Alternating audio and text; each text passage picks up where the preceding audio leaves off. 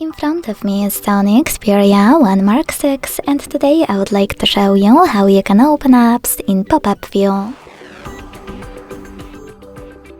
Begin by selecting one of your apps to use in this view and launching it in the background.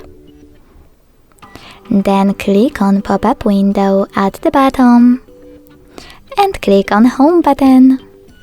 As you can see now, I can use my app in this little window. To scale it, hold the top left corner of it and drag it. To move it around, hold this line at the top and drag it as well.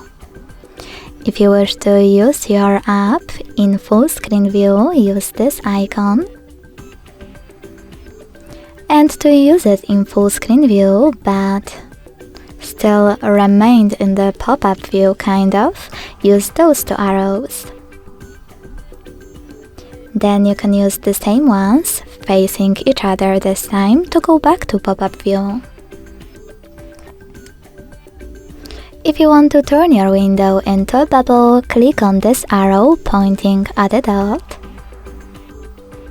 And then to launch it, click on the bubble.